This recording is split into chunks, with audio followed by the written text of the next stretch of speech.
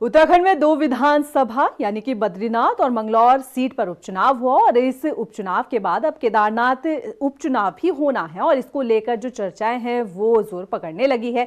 लेकिन इन चर्चाओं के बीच दिल्ली में बन रहे केदारनाथ मंदिर और केदारनाथ उपचुनाव को लेकर राजनीतिक दलों के बीच में बयानबाजी भी देखने को मिल रही है।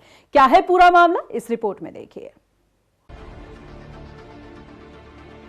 उत्तराखंड में हुए उपचुनाव के नतीजे काफी दिलचस्प रहे। चुनावी परिणाम ने न सिर्फ सत्ता में बैठी भाजपा को झटका दिया, बल्कि मुख्य विपक्षी दल कांग्रेस के आत्मविश्वास को बढ़ाने का भी काम किया है। और यही कारण है कि अब कांग्रेस आगामी चुनावों को लेकर भी काफी कॉन्फिडेंस में नजर आ रही है। 2 सीटों पर उपचुनाव के बाद अब बारी केदारनाथ उपचुनाव, निकाय चुनाव और पंचायत चुनाव की है, जिनको लेकर अभी से जीत का दावा किया जा रहा है। खासतौर पर केदारनाथ उपचुनाव को लेकर कांग्रेस काफी आश्वस्त नजर आ रही है और उसकी वजह है दिल्ली में केदारनाथ मंदिर का निर्माण होना। इस मुद्दे के सहारे कांग्रेस अपनी नैया पार लगा सकती है। दरअसल बीजेपी विधायक शैला रानी रावत के निधन के बाद केदारनाथ सीट खाली हो गई है। ऐसे में इस सीट पर उपचुनाव होना है, लेकिन जिस तरह से दिल्ली के बुराड़ी में केदारनाथ मंदिर निर्माण के मामले ने तूल पकड़ा है, उसके बाद कांग्रेस इस मुद्दे को अपने हाथ से भला कैसे जाने दे सकती है। एक तरफ बीजेपी पर निशाना साधने का मौका और दूसरी तरफ केदारनाथ उपचुनाव। यही वजह है कि कांग्रेस केदारनाथ के मुद्दे पर लगातार सवाल उठा रही है। हालांकि कांग्रेस के सवालों पर बीकेटीसी के अध्यक्ष अजेंद्र अजय ने पलटवार कर आरोप लगाए कि कांग्रेस को राजनीति करने के लिए कोई न कोई मुद्दा चाहिए होता है और इसीलिए केदारनाथ का इस्तेमाल किया जा रहा है। उन्होंने कहा कि केदारनाथ विधानसभा में उपचुनाव होना है, इसलिए कांग्रेस इस मुद्दे को भुनाने का काम कर रही है। मैं कह रहा हूं कि कांग्रेस के पास में किसी भी प्रकार से उनको राजनीति करने के लिए कोई मुद्दा चाहिए है और इसलिए उनको इसमें राजनीति करने, आप जानते हैं कि केदारनाथ में अभी विधानसभा के उपचुनाव भी होने हैं, तो कांग्रेस पार्टी इस एजेंडे को लेकर के, केदारनाथ विधानसभा के उपचुनाव को लेकर के, उस एजेंडे के तहत में ये सारी चीज़ें कर रही है।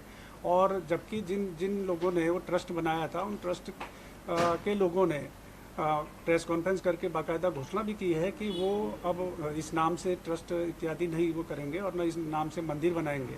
लेकिन उसके बावजूद कांग्रेस पार्टी उस मुद्दे को जिंदा रखना चाहती है ताकि चुनावों तक वो मुद्दा जिंदा रहे और उनकी राजनीति चलती रहे। अब कांग्रेस पर कोई आरोप लगाए और कांग्रेस शांत बैठी रहे, भला ये कैसे हो सकता है। बीकेटीसी के अध्यक्ष के आरोपों पर कांग्रेस के प्रदेश अध्यक्ष करण महारा ने कहा कि जो जैसा होता है उसे दूसरा भी वैसा ही दिखाई देता है।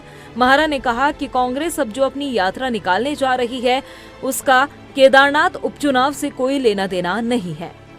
ये जो जैसा होता है उसको दूसरा भी वैसे ही दिखाई देता है। हम केदारनाथ के चुनाव की बात तो कर ही नहीं रहे।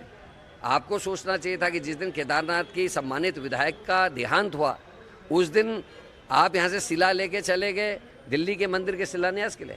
जिस दिन 8 गढ़वाल के 5 जवान शहीद हुए थे और उनकी अंत्येष्टि इस उत्तराखंड में हो रही थी, इस देवभूमि में, उस दिन आप वहाँ शिलान्यास कर रहे थे। तो उत्तर आपको देना है, हमको नहीं देना है। हम विपक्ष के लोग हैं, जो चीज़ गलत होगी उसको रोकने की कोशिश करेंगे, गलत की ओर इशारा करेंगे और इसका चुनाव से कोई लेना देना नहीं है।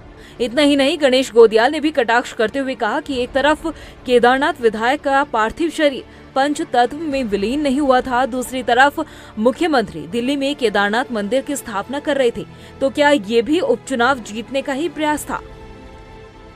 अगर विपक्ष ये कहता है कि केदारनाथ में उपचुनाव होने हैं इसीलिए इसको मुद्दा बना रहे हैं, तो हम भी तो ये कह सकते हैं कि एक तरफ केदारनाथ के विधायक का पार्थिव शरीर पंच तत्व में विलीन नहीं हुआ था और ठीक उसी समय मुख्यमंत्री दिल्ली में केदारनाथ मंदिर की स्थापना कर रहे थे, तो ये भी क्या उनका उस चुनाव को जीतने के लिए प्रयास था। कृपया पहुंचाइए इस बात को वहां तक। केदारनाथ को लेकर अब सियासत गर्मा चुकी है। दिल्ली में मंदिर निर्माण और केदारनाथ उपचुनाव के बीच राजनीतिक दल अपनी अपनी सियासी रोटी सेकने का काम कर रहे हैं। बहरहाल इस मुद्दे पर जनता का क्या रुख होता है ये वक्त ही बताएगा। रफ्तार मीडिया के लिए देहरादून से सुशांत सिंह की रिपोर्ट।